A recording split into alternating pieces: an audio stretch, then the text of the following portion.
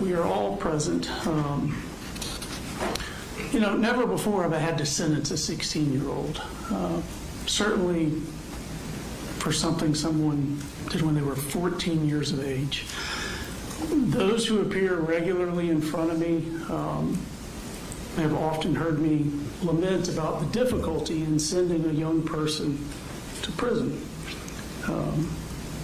And here, as everyone understands, the minimum sentence is life with parole.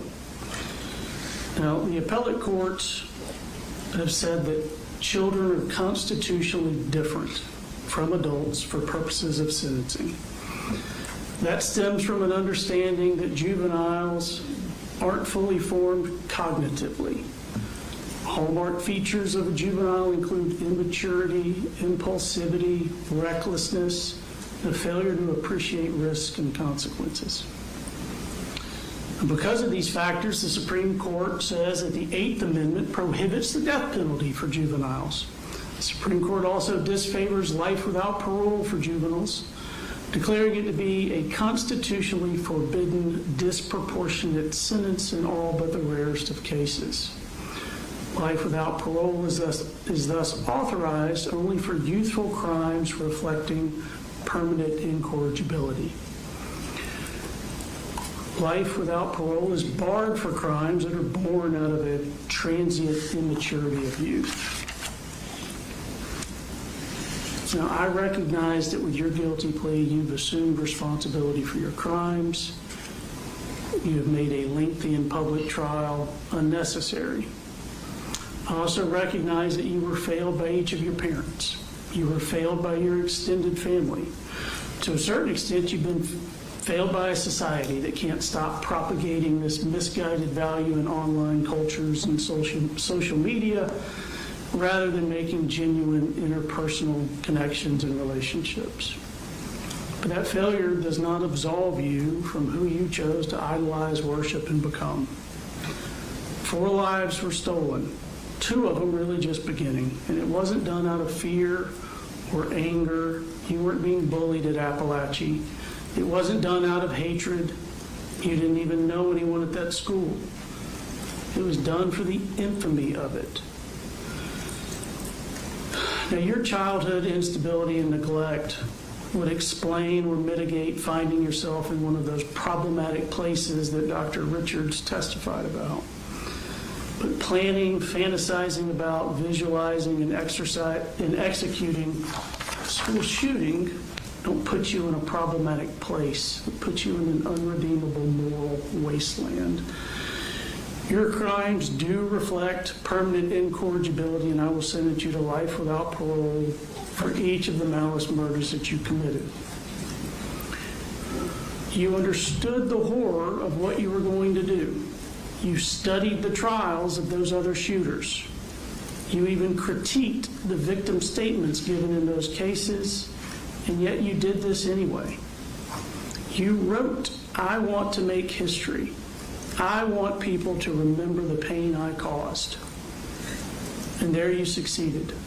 The pain that you visited upon this community is unlikely to disappear in my lifetime. You do not seem to be tormented by what you did. You seem to relish following in the footsteps of the murderers you idolize. You aren't racked with guilt. You're proud of yourself. Less than a month after the tragedy, you weren't concerned with the horror you wrought, but rather with finding out which mass murderers they were comparing you to. A youth may fail to consider the harm his rash actions inflict before acting, but you did consider it.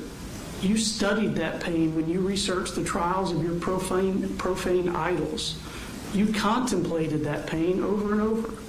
This wasn't transient immaturity. It was deliberate, contemplated evil. You were all too aware of the court outcome of those mass shootings because you studied and obsessed over them.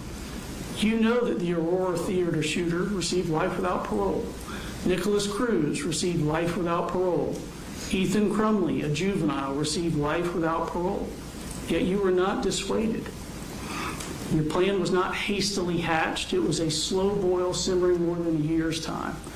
You savored the thought of it, you visualized it, and you fantasized about it.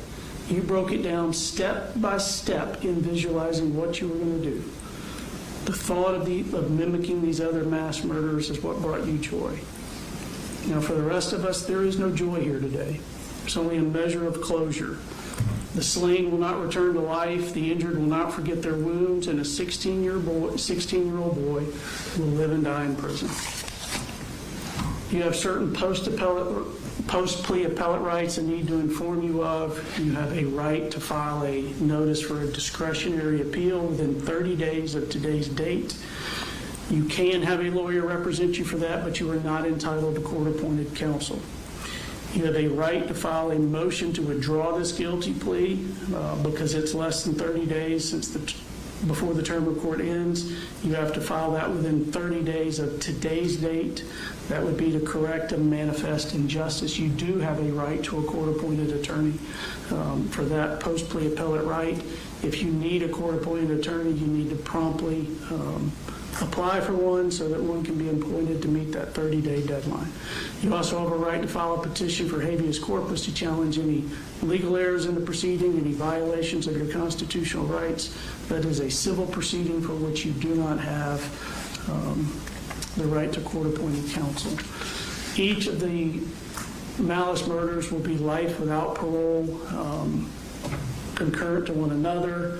The felony murders and the related aggravated assaults for those all merge as a matter of law. Each of the aggravated batteries will be 20 years to be served in confinement consecutive to the life without parole. The aggravated assaults and the cruelty to children that do not otherwise legally merge will be 20 years concurrent to the life without parole. Is there anything else I need to address? 20 years on the aggravated battery consecutive, are they concurrent with each other? Yes.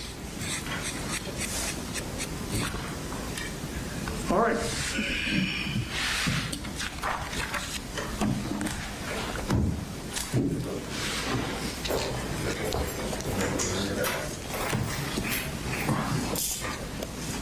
We're adjourned.